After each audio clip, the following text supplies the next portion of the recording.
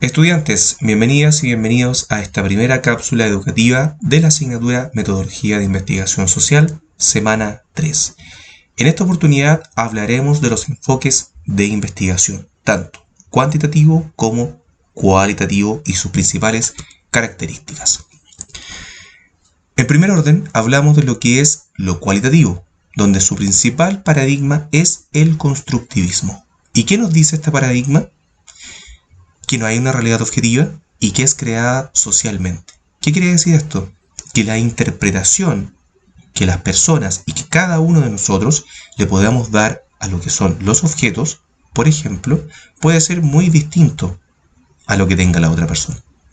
Pero en sí, podemos también coincidir en que un objeto en particular tenga un uso determinado, lo cual se va creando, por supuesto, socialmente y también traspasando de generación en generación, de acuerdo al conocimiento que uno va obteniendo mediante también lo que es la observación.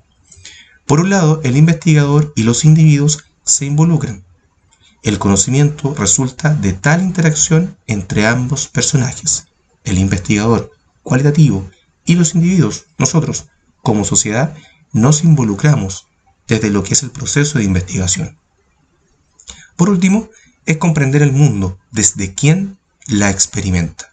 Cada uno de nosotros experimenta el mundo de una forma distinta, lo cual lo va compartiendo con su grupo de amigos, con sus familias, con otras personas. Y eso finalmente es ir creando una realidad de carácter objetiva. Dentro de los principales autores influyentes consideramos a Piaget, Vygotsky y también a Mead. Por otro lado tenemos el ámbito cuantitativo, en donde está representado en primera medida por lo que es el positivismo y posteriormente por el postpositivismo. ¿Qué nos dice este paradigma? Que la realidad conocida es de manera imperfecta. ¿Por qué? Porque se considera desde lo que es el método científico el poder aplicar, por supuesto, ciertas técnicas, pero la naturaleza en su aspecto práctico es tan imperfecta que no se puede determinar de una manera total. La experimentación que hace el pospositivismo de la hipótesis no es la única alternativa, donde también consideramos diseños cuasi experimentales. ¿Y a qué se refiere este punto cuando decimos cuasi? Es casi experimental, en donde, por ejemplo, tenemos un grupo de personas que nosotros vamos a trabajar, pero tenemos previamente determinado, y no es de manera aleatoria, en donde no vamos a conocer mayormente las características de estas personas. Por lo tanto, deja de ser experimental y pasa a ser cuasi experimental. La hipótesis, por otro lado, tiene que tener referentes empíricos para poder medirse. ¿Mediante qué? Lo que es el método científico y también lograr si es que esta hipótesis se aprueba o se refuta. Como sus principales autores tenemos a Comte, Kant y Durkheim. Algunos conceptos o ideas claves de lo que es este enfoque de investigación tenemos en primera medida lo que es la etnometodología. ¿Pero qué es? Es describir el mundo social tal y como se desarrolla, centrándose en las actividades de la vida cotidiana. Es decir, todos nosotros hacemos distintas actividades de la vida cotidiana, pero poder describirlas desde un punto de vista más de lo que es el enfoque de investigación, ahí viene el paso de lo natural al ámbito más científico. Por otro lado tenemos el positivismo.